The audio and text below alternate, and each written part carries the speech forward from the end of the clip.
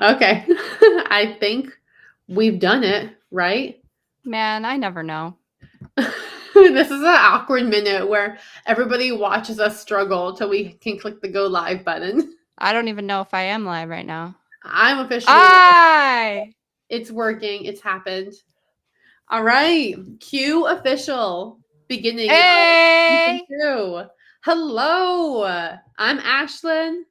I'm Brittany. And we are the Ignited Podcast. Welcome back for season 2. We are so excited to have you here. Brittany and I started talking about this. What month was it, Brittany? Oh, well, I have it written down the spring when I Yeah. sent you the book. It's been Yeah, a long time coming. yeah. So we are so excited to be here with you. We also are really revitalizing the Ignited Podcast Instagram account, which is ignited_podcast, where we're going to be having different posts every week for you guys to engage in. But we'll dive into all of that later on in the episode. First off, let's do some introductions for some new listeners who are here. Why don't you introduce yourself for us, Britt? Hi, I'm Brittany Wheaton. I am the founder of Teaching to a Riot. I teach, train, and coach teachers on neurodivergent learning, behavior, and motivation. I have spent the past 13 years in the classroom, but I have worked with youths. I've worked with youths for a really long time, like 17 years. Whew. Yeah. It's been a minute. Um, yeah, and I founded Teaching to a Riot about 2 years ago, and we've been at it ever since. Yeah, you have. Yeah, doing stuff. Doing stuff. Yeah, that's basically the brand. Teaching to a riot, We're colon. doing stuff. Doing stuff. Try. And this is also Brittany being full time in Teaching to a Riot as of this Oh, yeah. week. I I know. know, I know. And it's so much it's so much fun. It's weird.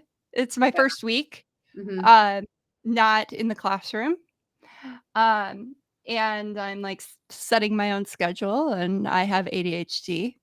So, but yeah, it's good that I get to teach and I get to coach teachers Mhm. because I feel like teaching's in my blood.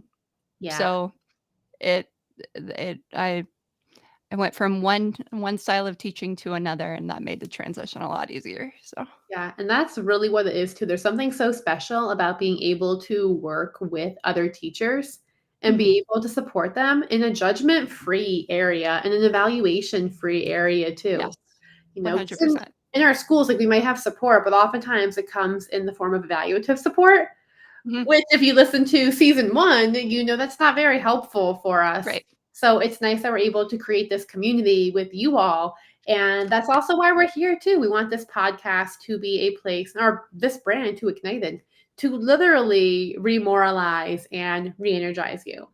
So I'll introduce myself now. Hi, I'm Ashlyn. I am the founder of the Conscious Connection Group, and I am A is for Ashlyn over on Instagram. And I have been engrossed with conscious classroom management for a few years now, but I really started talking about it consistently probably about a year ago. But I'll be posting about it periodically ever since. But I just got really fired up about it, and I was like, we got to do some stuff. We have to make this louder. And so that's when Brittany and I also connected too. Like last year, we connected, and we've been working together, making waves ever since, which is so awesome. And this season, we are going to be tackling a new book together, which actually, this might be the good time to dive into why we picked this book, which is Make Me. So, do you want to dive into this book for Yeah. us, Brittany? Why you picked it? What the history behind that is? Yeah. So I started reading Make Me by Eric Toshalis. Can you hold it up again, Ash? Absolutely. Looks like that. I started reading it early spring, last spring, and right away I was like, "Oh, this book's good." It goes over student behavior. It talks about student behavior in a way that I had not read about or heard about before. And I mean, behavior is my hyper interest. It is my hyper focus. It is my mama jamma. So I was like, this is phenomenal. It was just in the first chapter, presenting student behavior as resistance Mhm. to a system that is dysfunctional and inequitable.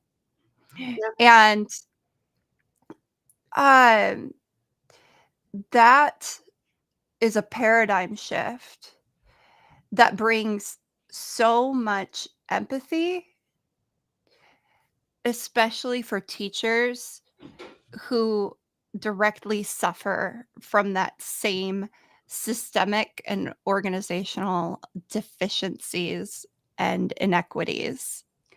Mhm. And I'm a huge proponent of the idea that teachers and students face very similar situations, very issues.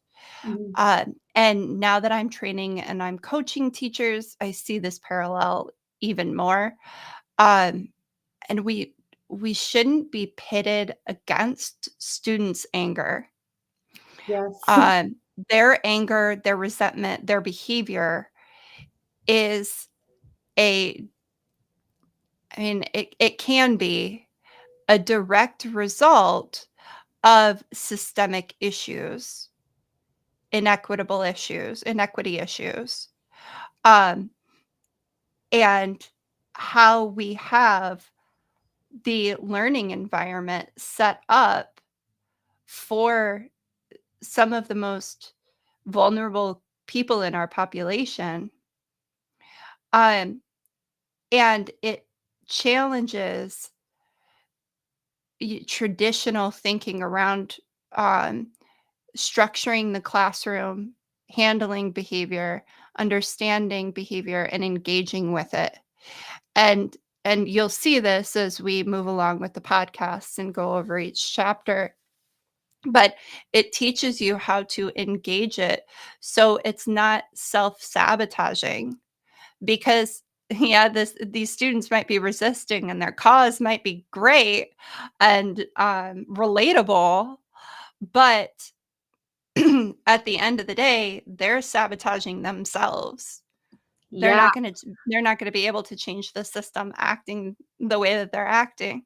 So, it gives us a good understanding of why the behavior is existing if it's resistance, and how we and what we can do on our part as teachers and leaders, how we can engage, interact with that behavior and teach those students how to use that behavior and take that anger and resentment, frustration, and channel it into more productive methods.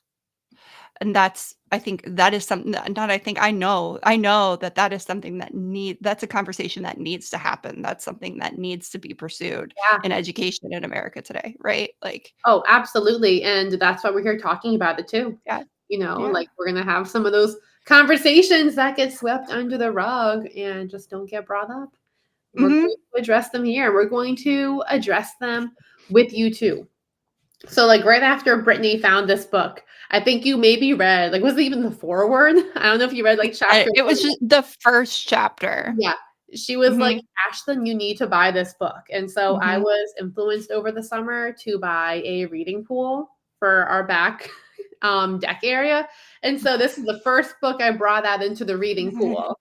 And I was reading it this summer with her too. So we're excited to share this with you. And Mhm. here's how we're going to be structuring this podcast.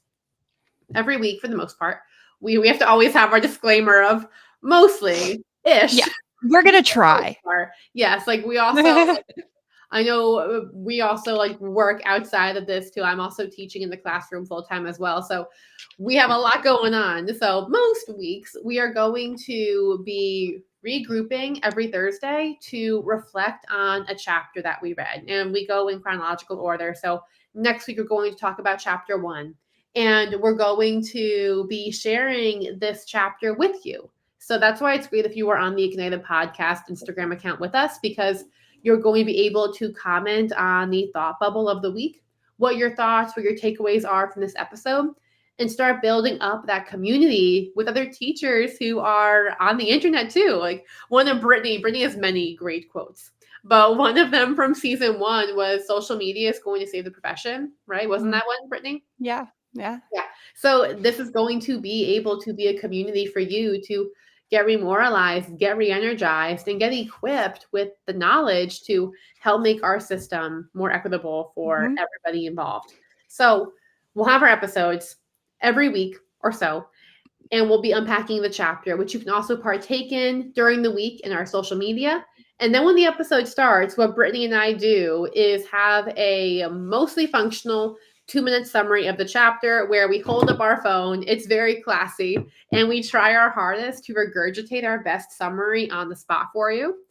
After we do that, we are going to share our favorite quote or quotes from the reading, unpack it, and then we end with a takeaway that we give to you guys that is implementable. That way you can bring this into the classroom tomorrow or your learning space tomorrow and have it be actionable.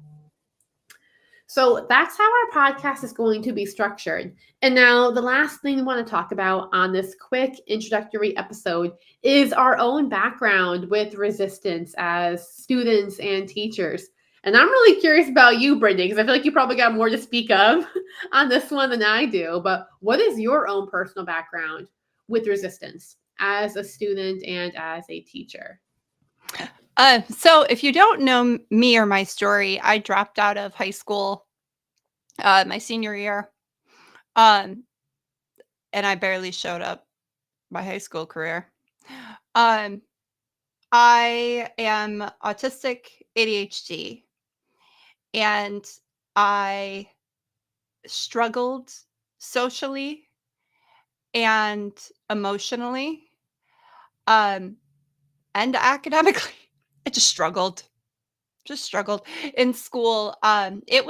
School was not designed for me, my style of learning, my emotional development. I could not focus. I could not remember much the way that it was being taught to me. I am a very self-directed learner. I love my hyper interests. Um, and that like sitting in a classroom for 8 hours was not conducive to my body, my mind, or my I don't know, spirit. Um, and that led me to struggle in the classroom setting. And by the time I got to middle school, I was more interested in hanging out with my friends, pursuing my own learning and my own activities outside of school, because that brought me joy and school didn't. I Yeah. Frankly, I hated it. Um, However, I love to learn. So I ended up dropping out, but right away I got my GED and I enrolled in college where I could, study whatever I wanted, which was, I guess, a good and a bad thing because I have like I don't know, like 4 semesters worth of Japanese and astronomy classes. That's very hectic for you in present day life, isn't it? I didn't know Oh that man. about you. What? Yeah, oh yeah, I went to Japan too. I was Ah, like, I yeah. didn't know that part. Okay. Yeah. So, once I got to college, I was like, "Oh, this is dope." I just absorb all the learning. Um, but I ended up switching my majors and pursuing education. Now, my as I look back on it, my, behavior when I would go to school, when I would show up, it was total resistance. I wanted every single teacher I had who I blamed for me being there, to be as frustrated, um, to feel, as outcasted as I did. Um, and I wasn't as outward with my behavior, in high school as I was in elementary and middle. Elementary, I was really like I would throw stuff. I would tip over desks, chairs, throw temper tantrums. Um, but by the time I got to middle and high school, it was just disengagement. I would just leave. Um, so knowing what it feels like to show up to an into a building that you feel like you don't belong in, and it's just cold and like and uncomfortable, and you feel alone, and then you're going to sit there and have these adults just talk at you, I'd never had any connection to. um it that brought me into a place of my teaching where I am all relationship all the time. Um, and I think not I think, I need to stop saying I think. I know that relationships lead to less resistance in the classroom. Um, and I wish that I would have had that. I wish I would have had an adult that would have stepped in and said, "Hey, I noticed that you weren't in da da da last yesterday. Are you okay?" Because my entire middle and high school career, nobody asked me that. Something as small as, "Are you okay?" And just Mhm. noticing. Yeah, Yeah. nobody noticed I was gone. Oh my gosh. I'm sorry, Brittany. No, thanks. You would have noticed. I would have noticed, yes. I would have noticed. Yeah, I'd have called. right? Like, I'm I the wonder type of teacher, sometimes I'm like, too. "Excuse me, Yeah. where are you?" It's like, I wonder if, like, we do know this. Like, maybe you had teachers who did know this, but they're so Mhm. overburdened by other things going on, it gets lower on the priorities list, Oh, yeah, I mean, you know? now It sucks. now I see that, but as a kid, I was Oh, like, yeah. "They don't care. Yeah. Like, why even show up?" Yeah.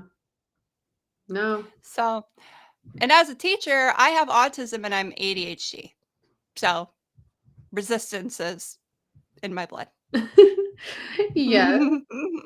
For me, I feel like I don't have as much of a connection with resistance as you Mm. because, like in school when I was growing up, I definitely struggled with anxiety and with learning in general. Like I was not a quick learner.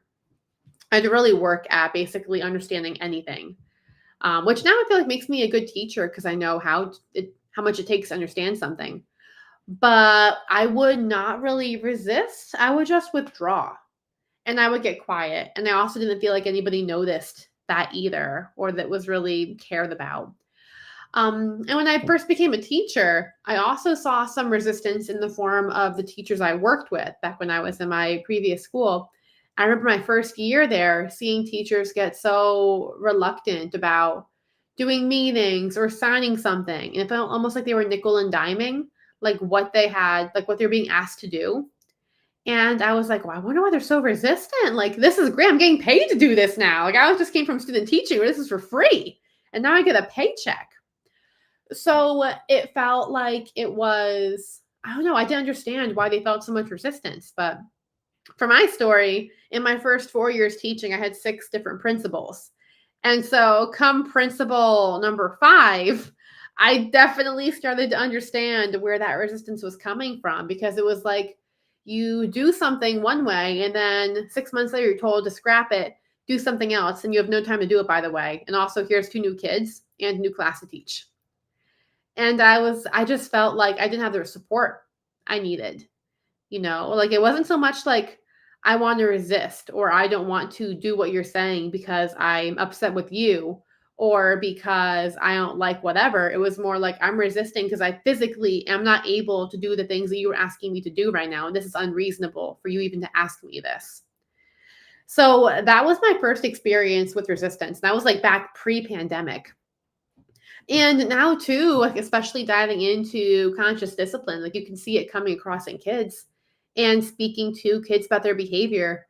When you view this is resistance, but it's also just everything. Like when you review their behavior as just like straight up resistance and like I'm not going to do it, and again to that power struggle, like that was me all my years of teaching before conscious discipline.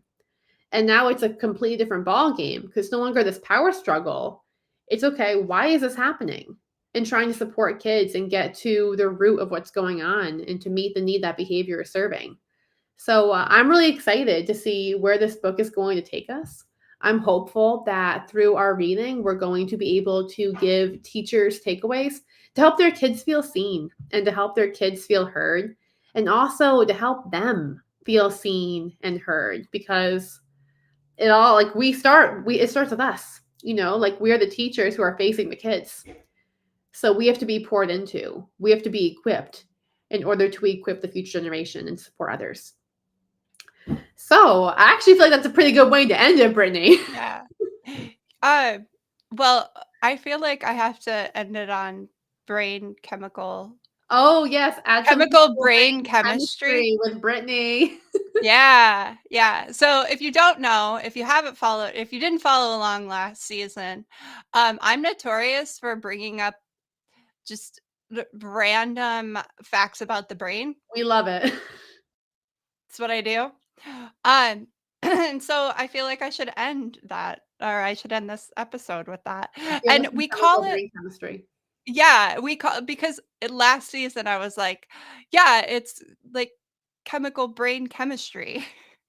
And so now it's stuck. And it So just yeah.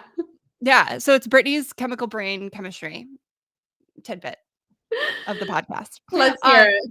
Okay, so this book is really, really, really good because it's going to increase your level of empathy for your kids. If you can understand where their resistance, where their behavior is coming from, you're going to approach it with more empathy.